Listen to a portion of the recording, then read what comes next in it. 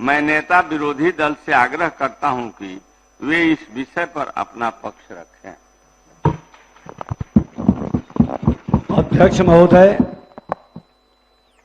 मैं धन्यवाद देता हूं कि अपनी सदन की परंपरा को आपने आगे बढ़ाया। सदन में गतिरोध होते रहता है और सदन में बैठे सभी माननीय सदस्य, वरीय हो या कनीय, सभी मिलकर सदन के गतिरोध को दूर करने का प्रयास करते हैं, क्योंकि ये सदन दल से अलग नहीं है। सत्ता पक्ष हो या विपक्ष, सभी सरकार के अंग है और विधायिका का मान बराबर है लोकतंत्र में। इस लोकतंत्र के मंदिर में सभी की जिम्मेवारी है कि जनता के विश्वास पर हम खरे उतरें और संविधान के तहत जो हमें जिम्मेवारी मिली है, सत्ता पक्ष को विपक्ष जनता की आवाज बनकर बेहतर करने के लिए अपना सुझाव देना, आईना दिखाना, और वो कार्य में सभी अपनी भूमिका जनता के हित में ही निभाते हैं।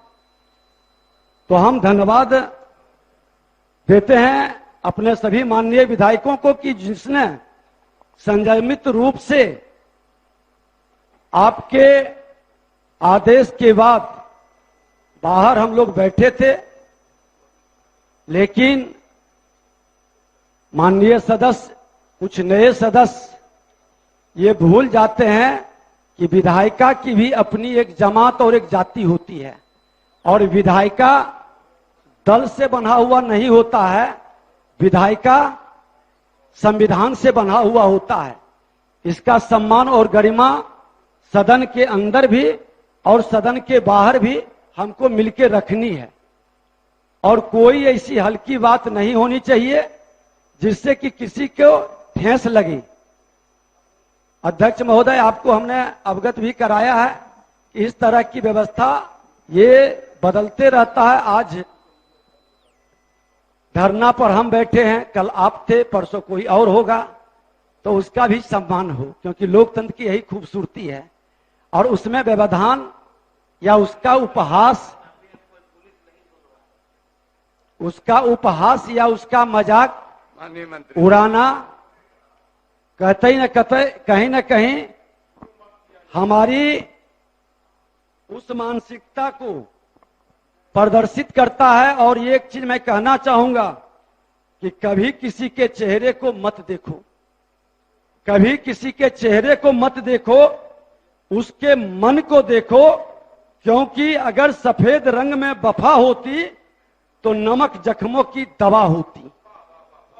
महोदय, जैसे जैसे नाम आपका ऊंचा होता है, जैसे जैसे नाम आपका ऊंचा होता है, वैसे वैसे शांत रहना सीखिए, क्योंकि आवाज हमेशा सिक्के में ही होती है, नोटों को कभी बजते हुए नहीं देखा है।